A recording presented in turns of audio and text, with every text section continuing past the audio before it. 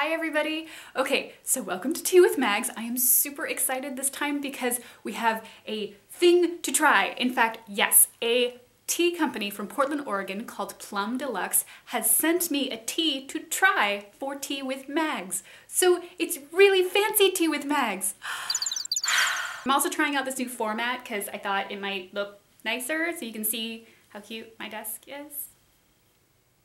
Guys. So a few things about Plum Deluxe. They are not sponsoring this video, but they did send this to me to try, but they aren't paying me. So this is my honest opinion, and I haven't tried it yet, and I'm really hoping that it's good because I'm very bad at the whole like, yes. What they have sent me is something called a Dark Night Orange Spice Pu'er. And this is really exciting because it is a pu'er tea, and I will put up some information about pu'er tea because I can't think of it off the top of my head. The boyfriend, right, he really likes pu'er tea, and pu'er has a usually very like strong taste. It can be very pungent, and so I'm usually the stuff that he drinks tastes like a foot to me, a little skeptical, but this has pu'er tea, cinnamon bark, orange peel, ginger root, hibiscus, rose hips, anise, safflower, orange essence, love and gratitude, and it has caffeine.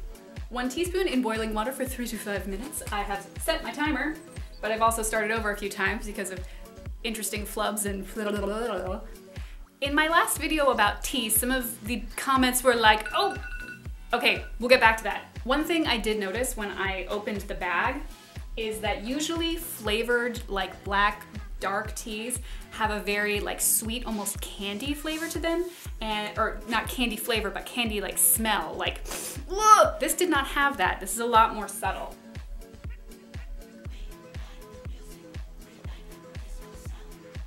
Oh, okay.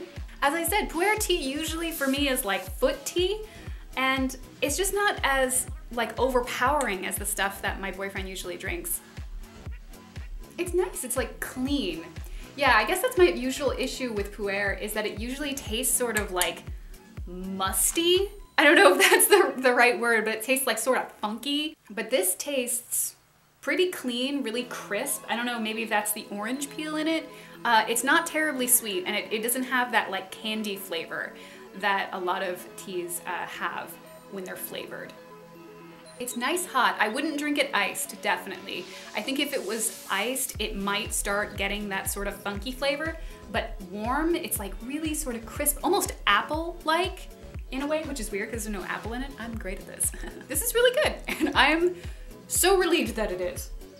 But wait, there's more. So another thing that Plum Deluxe said, oh my God, I just realized he wrote me this cute note. This guy was really nice. Okay, can I just break this down for a second? When the guy emailed me, he emailed me their entire story of like how he started the business and why, and he also told me, and this is really, really cool, he told me that one of his customers had come in and told him about the show.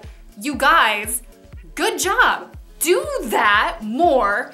Yes, whoever you are, let me know and I will send you a gold star in the mail.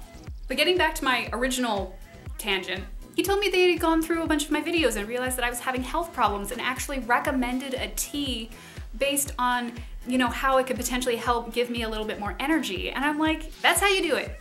That is how you get people on your side. Take notes, entrepreneurs. That's not how you say that word. They have a staff profile in their thing. And this lady here, I totally did your haircut. This is gonna be a pain in the ass to grow out. Solidarity. Carrie. They also have a subscription box, and that's what I really wanted to talk about because I have gotten subscription boxes for tea before as gifts, and actually I was really disappointed in them. They were actually quite expensive, and the teas that I got were just not really a lot of the time something that I liked at all. I might get 5 teas and like one of them. The fact that I like their pu'er is actually a really good sign. Their subscription box is $10 a month, which is actually half the price of previous subscription boxes for tea that I've gotten. And so I think that's actually a pretty good deal, especially if you're trying to, you know, what is the word that I'm trying to expose? If you're trying to expose yourself to other teas, which I highly recommend. Don't box yourself in to like a tea, just box. Don't corral yourself into just one tea ranch. $10 a month. $10 a month. $10 a month is actually a pretty good deal for the variety of teas that you get and exposing yourself to different types of tea. I think it's really cool. So if that's something that you want to try, a link to Plum Deluxe in my description box. Really, it's everyone's description box. Really, you know, we're a community here. Okay, onward. I had something I wanted to show you guys for a while and I keep putting it off because, you know, haul videos are weird and I feel like people who just like, check out my collection of super cool stuff. They're just weird because I'm like showing you, look at all the things that I've consumed. But these are things that are actually pretty special to me and it's a little silly. So I wanted to show you guys my bento box collection. This is the first bento box I ever got in my whole life and I saved up. This was really expensive. It was actually about, I think when I bought it many years ago, it was like $50. It comes with this like Sakura bunny rabbit checkered thing. It's really cute. Here it is. It is dark blue. It has bunny rabbit on it. A lot of the things that I have rabbits on them because rabbits are scared of everything and I identify. It has 2 tiers. The first one is a little bit more shallow. So the first time I love bento boxes mostly because they're extremely cute, but they're also very practical because obviously taking your lunch somewhere like work or to school, I can't shut this, oh my God! It's very practical and healthy and saves money. The problem is, I never use them. The first time that I got them when I was much younger, I was really kind of confused because I'm like, what fits in this? You can't fit a sandwich in here. That's my American like, I don't understand, it's clearly not enough food. It's enough food for me now, definitely, but I used to eat a lot more. I think my obsession with bento boxes originated from watching Sailor Moon as a young kid and being like, what is that thing that she has? Is that her lunch? Oh my God, that is adorable. And then of course my incredible love for Sailor Jupiter, who was a really great cook, and I always aspired to be like her. I believe this is the second one that I got, and it is pink with pretty much the same Sakura thing. It comes with a band. This also has 2 tiers. You know, these, they're from Japan, so they've only got Japanese like instructions on them. So I don't really know if I can put them in the dishwasher, but I do. I was very confused at first when I started doing bento boxes because I would immediately, when I got them, I was like, I'm gonna start taking my food to school and I'm gonna start taking my food to work, and blah, blah, blah, blah. But then I would make it the night before and then my rice would be like hard and cold and you can't microwave these, that I know. So I'm like, how do you make these the night before and then pick them and then have them not be cold? Because so much of the time, all bento boxes are like rice-based. What?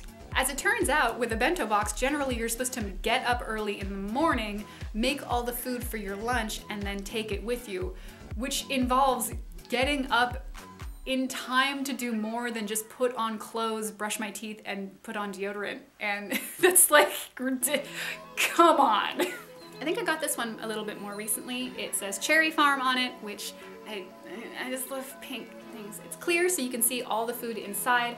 I actually really love decorative food. It's just very time consuming. Because I am an artist and you know, the visual look of things is very important to me. I find that if food is adorable or very nicely plated, I have an easier time eating things that I wouldn't normally eat. And that is stupid. It's sort of childish, but it's also true. So sometimes if I have food that I'm just like, that's healthy, I don't want to eat it, but it's healthy, I will usually put it in like an adorable shape. And then I'll be like, oh, it's fun now, it's great. It's the same way I get my 4-year-old to eat food like that. This is what I found at a thrift store and I am so excited about it because it was in really good condition. It's a Hello Kitty thermos and this is great for, you know, soups and things, but also curry. The last one I have to show you today is just this lunch bag. I actually got this at a grocery store.